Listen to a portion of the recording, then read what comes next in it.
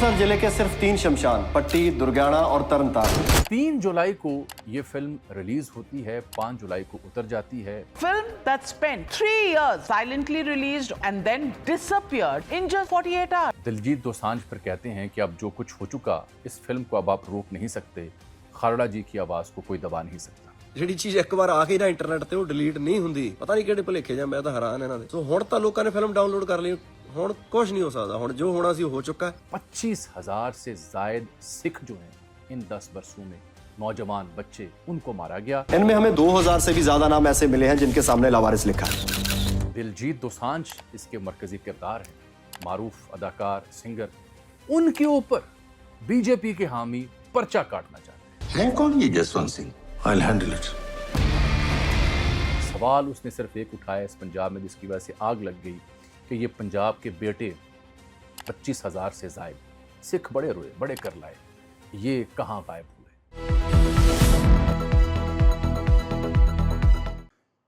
अस्सलाम वालेकुम, आप देख रहे हैं अजमल जामी ऑफिशियल। आज मंगल है 7 जुलाई 2026 और ये हमारा सुबह का इंतहाई खुसूसी व्लॉग। वजह एक फिल्म है, लेकिन उस पर बात करने से पहले ये भी बता दूं कि आज के व्लॉग में हम अली डार साहब का नाम आ रहा है लाहौर केस के हवाले से, रज़ा डार से मंसूब। तो वो कुछ दिन खामोशी के बाद कल 2 जगहों पे दिखाई दिए, एक इंतहाई अहम इदारे के यहाँ और दूसरा एक अहम शख्सियत के साथ। दूसरा साकिब चद्दड़ साहब लीगी MP हुआ करते हैं, बड़ी मशहूर शख्सियत हैं। उनका कल इस फ़कीर को फ़ोन आया, तो वो क्या बता रहे हैं, उनका क्या ताल्लुक़ है इस केस में जो गिरफ़्तार हुआ है मुलज़िम वहीद अल मारूफ बॉस, उसके ऊपर उनका बयान वो आपकी खिदमत में, क्योंकि सहाफ़ी दोस्त हमारे उमैर और ये नाचीज़ इस मामले पे काम कर रहे थे, तो उनका फ़ोन आया। लेकिन ये मामला तो कॉन्टीन्यूटी में जारी है, फॉलो अप में डिटेल्स डिस्कशन में आएंगी, शायद मीडिया पे उस तरह से डिस्कशन अब ना हो। लेकिन आज का मेरा व्लॉग एक फ़िल्म के नाम है, एक ऐसी फ़िल्म जो जब नुमाइश के लिए महदूद पैमाने पे पेश की गई तो उसकी उम्र सिर्फ 48 घंटे साबित हुई। 48 घंटे एक फ़िल्म नुमाइश के लिए सामने आती है और 48 घंटों में जो थरथली वो फिल्म मचाती है, पूरे भारत में मोदी सरकार उससे कैसे हिल के रह गई, पूरे भारत में भौचाल क्यों आया हुआ है, ये film talk of the town क्यों है, इस फिल्म में ऐसा क्या है। इस फिल्म का नाम है सतलुज। ये भारतीय पंजाब में जो 80 की दिहाई में और 90 के अवाइल में जो कुछ भारतीय हुकूमत ने, भारतीय फोर्सेस ने, भारतीय पुलिस ने, CBI ने सिखों के साथ किया, उसकी दास्तान सुनाने वाली फ़िल्म है सतलुज। ये इसका किरदार बड़ा अहम है और अब जब से ये फ़िल्म 48 घंटों बाद हटा ली गई ZEE5 पे, OTT प्लेटफॉर्म में वहाँ पे नशर हुई, तो उसके बाद पूरे भारतीय पंजाब के तमाम अज़ला में, हर छोटे बड़े देहात में ये फ़िल्म डाउनलोड हो चुकी थी और बड़ी बड़ी स्क्रीनों पर, प्रोजेक्टर्स पर देहातों में दिखाई जा रही है। दिलजीत दोसांझ इसके मरकज़ी किरदार हैं, मारूफ अदाकार, सिंगर। उनके ऊपर बीजेपी के हामी पर्चा काटना चाहते हैं। तो इस फिल्म ने कैसे तबाही मचाई, कैसे खलबली मचाई, क्या है इस फिल्म में, इसके ऊपर बात करने लगा हूँ मैं आपसे। बात यह है कि इसका जो नाम है सतलुज, पहले इसका नाम था पंजाब 95, वो भी बड़ा इस्ताराती नाम था। तो सतलुज का नाम बड़ा सोच समझ के रखा गया, गहरा लंबा दरिया है, पंजाब के दुख समझता है, तो उससे मंसूब इसे किया गया। 120 से ज़ायद कट लगाए सेंसर बोर्ड ने। पिछले 4 बरसों से इस फिल्म को पेश करने की कोशिश की जा रही है, नाम तक बदला गया और फिर भी जब मूवी ZEE5 पर आई तो 48 घंटों बाद उतार दी गई है। दिलजीत दोसांझ इसमें मरकज़ी किरदार हैं और अर्जुन रामपाल हैं इसमें, और जगजीत सिंधु हैं, गीतिका विद्या हैं, जो कि जो किरदार है मरकज़ी उसकी विडो या बीवी बनी हुई है। अब मैं आपको बताता हूँ कि कहानी शुरू कहाँ से होती है, इससे पहले कि ये डिटेल में मैं जाऊँ। ये भारतीय पंजाब में जो इंसानी हुकूक के बहुत सरगर्म कारकुन और रहनुमा थे, जसवंत सिंह खालड़ा जी, ये उनके ऊपर एक मूवी है, आप कह सकते हैं बायोपिक है। इन्होंने 1990 की दिहाई में और 80 के लेट में जो पंजाब भर में, भारतीय पंजाब में हज़ारों सिख जो मावरा अदालत जिन्हें मारा गया, उनकी नस्ल कुशी की गई, اور ان کی اجتماعی طور پر تدفین کا لفظ تو شاید درست نہ ہوگا، یعنی ان کو اجتماعی طور پر ختم کر دیا گیا، ان واقعات کی تحقیقات کی۔ 3 جولائی کو یہ فلم ریلیز ہوتی ہے، 5 جولائی کو اتر جاتی ہے۔ دلجیت دوسانجھ پھر کہتے ہیں کہ اب جو کچھ ہو چکا، اس فلم کو اب آپ روک نہیں سکتے، کھارڑا جی کی آواز کو کوئی دبا نہیں سکتا۔ اس فلم کو ٹورانٹو کے انٹرنیشنل فلم فیسٹیول میں پریمیئر سے بھی 2023 میں واپس لیا گیا تھا۔ یہ دلجیت دوسانجھ کے انسٹا ہینڈل پہ آپ جائیں تو 26 ملین سے زائد لوگ ہیں، وہاں پہ وہ اس حوالے سے کھل کے گفتگو کرتے دکھائی دیتے ہیں، اور ایکس کے اوپر بھی۔ یہ فلم اصل میں جو میں بات کر رہا ہوں، جسونت سنگھ کھالڑا جی، یہ بینک ڈائریکٹر تھے اپنے دور میں، اور کوئی 48 برس عمر پائی، ارلی 50s میں پیدا ہوئے، 95 میں جیسے ان کی موت واقع ہوئی، وہ اس فلم کی وجہ ہے۔ امرتسر سے ان کا تعلق، بینک ڈائریکٹر تھے، پھر انسانی حقوق کے علمبردار بنے وہاں پنجاب میں۔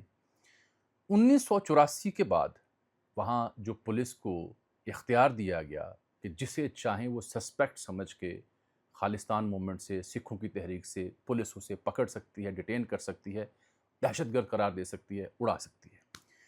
ان جعلی مقابلوں کی تحقیقات شروع کی جسونت سنگھ جی نے۔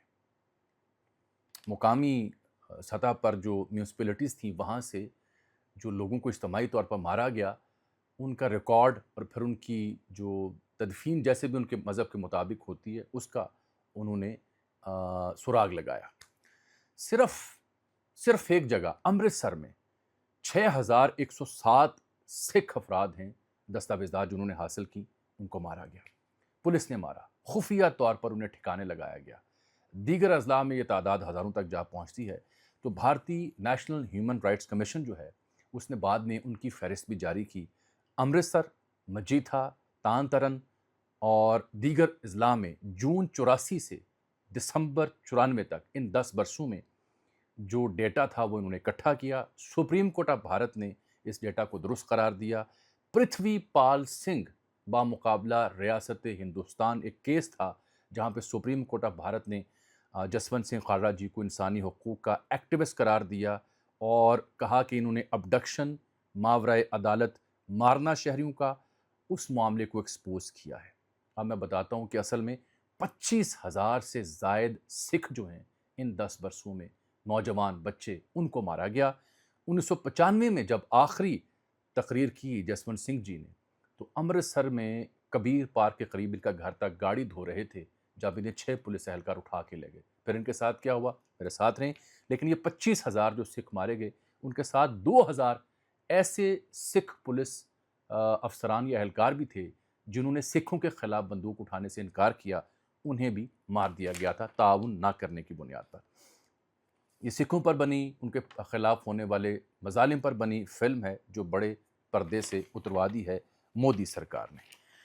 2 چیزیں میں آپ سے مزید ڈسکس کرنا چاہ رہا ہوں اس سلسلے میں کہ جسونت جی 1952 میں جب پیدا ہوئے، 1995 تک ان کی زندگی تھی 43 برس کی، تو یہ 6 ستمبر 1995 کا دن تھا جب یہ کبیر پارک اپنے گھر کے باہر گاڑی دھوتے ہوئے اغوا ہوئے۔ یہ اس وقت جو شرومنی اکالی دل تھا، اس کے انسانی حقوق سیل کے جنرل سیکرٹری بھی تھے۔ شمشان گھاٹ جو ہوتے ہیں، وہاں سے ان سکھوں کے ساتھ جو کچھ ہوا ان کا ڈیٹا اکٹھا کرتے تھے۔ پھر ایک علاقہ ہے ہریکی میں اوور ہیڈ برج ہیں، براجز ہیں، ستلج اور بیاس کا ڈاؤن سٹریم وہاں بنتا ہے۔ ستلج دریا اس لیے معنی خیز کہ چین سے تبت کے قریب سے شروع ہوتا ہے، بھارت آتا ہے، ہماچل پردیش، روپور، لدھیانہ، بیاس، ہریکے اور پھر فیروز پور کے قریب، قصور پاکستان میں، پھر چناب، اچ شریف، پنجند اور پھر کوٹ مٹھن سے انڈس کا حصہ بن جاتا ہے۔ تو بڑی اس کی طوالت بھی ہے، تاریخ بھی ہے، اور پنجاب کے دکھوں کو اس نے بہت دیکھا ہوا ہے۔ تو یہ جسونت جی جو ہیں، ان کو وہاں پہ بھارتی پنجاب میں ہریکی کا جو علاقہ تھا، وہاں پہ اوور ہیڈ برج جو تھا، وہاں پہ ان کی لاش ملی، ابڈکٹ کیا گیا، ٹارچر کیا گیا اور مار دیا گیا تھا۔ یہ جو تان ترن کا ضلع ہے فیروز پور، وہاں پہ یہ اوور ہیڈ برج موجود ہے۔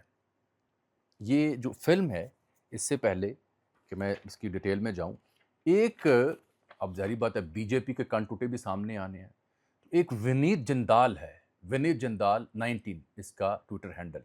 یہ اب مختلف جگہوں پہ Times now, Times of India اور دیگر چینلز پہ جا رہا ہے، کیونکہ بھارت بھر میں پچھلے 24 گھنٹوں میں جو ایک موضوع زیر بحث ہے وہ ستلج مووی کا موضوع ہے کہ کیوں اتارا گیا اور یہ آگ کی طرح کیوں پھیل گئی ہے۔ اس نے ایف آئی آر درج کرنے کا اعلان کیا ہے دلجیت سنگھ دوسانجھ کے خلاف کہ امریکہ بیٹھا ایک اداکار یہاں پہ خالستان کی تحریک کو دوبارہ حرکت میں لے کے آ رہا ہے۔ اس مووی میں دکھایا گیا کہ بھلے وقتوں میں جب ایک سی ایم کو مارا گیا جو کانگریس کا تھا تو اس کو گلوریفائی کیا جا رہا ہے، دہشت گردوں کو گلوریفائی کر رہا ہے، تو اس نے انسانی حقوق کے نام پر بھارتی سرکار کے جو ضابطے قاعدے ہیں اس کی خلاف ورزی کی ہے۔ اس کی پروفائل پہ لکھا ہے جے ہند، کٹر بندہ ہے، سیاسی تجزیہ نگار خود کو کہتا ہے، قانون دان کہتا ہے دہشت گردوں کو، خالستان کے چاہنے والوں کو گلوریفائی کیا جا رہا ہے۔ یہ اب اس کے خلاف اور اس کے ڈائریکٹر کے خلاف اور زی5 کے خلاف پرچہ درج کروانا چاہتا ہے، کیونکہ اس کے بقول جو سابق سی ایم تھے پنجاب کے بینت سنگھ، ان کی جو اسیسینیشن تھی اس کو گلوریفائی کیا گیا۔ دلجیت پر ایف آئی آر کی ہوئے بات کر رہا ہے۔ یہ میں بڑا غور سے، کیونکہ بڑا پسندیدہ موضوعات رہے ہیں کئی وجوہات کی بنیاد پہ، تو میں دیکھ رہا تھا وجہ کیا ہے۔ بی جے پی، کیونکہ پورے پنجاب میں بی جے پی کے نیتا ہوں، کانگریس کے ہوں، عام آدمی پارٹی کے یا جو بھی سیاسی جماعتیں وہاں باقی ہیں، وہ تمام ان کے اسپیکر پارلیمان کے کھل کے کہہ رہے ہیں کہ جناب ہم سرکار سے بات کریں گے، یہ زیادتی کی گئی، آپ سکھوں کی آواز بند نہیں کر سکتے۔ ہاں، اس مووی میں صرف سکھوں کے خلاف ہوئے مظالم کو ہائی لائٹ کیا گیا۔ کیوں؟ مووی سے کیا خطرہ تھا بی جے پی سرکار کو؟ تو وہاں میں نے دیکھا کہ جو سی ایم سابق تھے بینت سنگھ، ان کا پوتا ہے رنویر سنگھ بٹو۔ رنویر سنگھ بٹو جو ہے 2024 میں بی جے پی میں گیا، حالانکہ اس کے دادا جی کسی اور پارٹی میں تھے، اب یہ بی جے پی میں گیا، منسٹر آف اسٹیٹ رہا، بی جے پی نے نوازا، اس کے ذریعے یہاں پہ آنا چاہ رہے تھے، پر دادا تو اس کا کانگریس کا تھا، سی ایم تھا۔ تو یہاں پہ ایک ممبئی کی انسانی حقوق کی وکیل ہے ٹیسٹا سیتلواد، وہ لکھتی ہیں کہ نا جسونت نے بندوق اٹھائی اس دور میں، اس کا جو واحد ہتھیار تھا وہ دستاویزات تھیں، اس کی معلومات تھیں، تحقیقات تھیں، اخلاقی جرت اور ہمت تھی۔ سوال اس نے صرف ایک اٹھایا اس پنجاب میں جس کی وجہ سے آگ لگ گئی کہ یہ پنجاب کے بیٹے 25,000 سے زائد سکھ بڑے روئے، بڑے کرلائے، یہ کہاں غائب ہوئے؟ یہ سوال تھا۔ This is what the film recounts and why it is same as threat. کیوں یہ خطرہ محسوس ہو رہا ہے انڈین سرکار کو اس فلم سے جڑا ہوا؟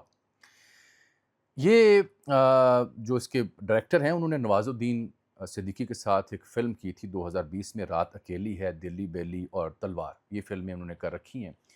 اب دوسری کہانی بھی میں اس کی بیان کر دیتا ہوں کہ اس فلم کے دیگر مسائل کیا ہیں۔ اصل میں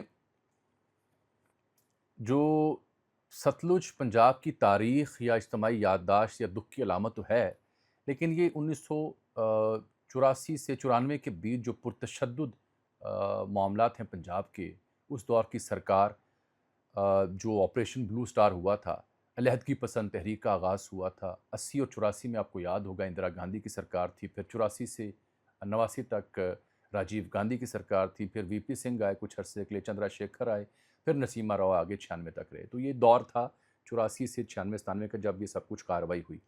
خالستان کے مطالبے سے وابستہ تحریکیں اس دور میں متحرک ہوئی تھیں بھارت میں، پنجاب میں، اور پھر 84 میں فوج کشی کی گئی، جو آپریشن بلو سٹار بڑا مشہور، گولڈن ٹیمپل میں کارروائی کی گئی۔ اسی سال آپ کو یاد ہے اندرا گاندھی قتل ہوئیں سکھ محافظوں کے ہاتھوں، اور دلی اور دیگر شہروں میں پھر سکھ مخالف فسادات پھوٹ پڑے تھے۔ تو اس وقت یہ سب کچھ سکھوں کے خلاف ہوا، فری ہینڈ دیا گیا پولیس کو، سی بی آئی کو، اور پھر 25,000 سکھ مارے گئے تھے۔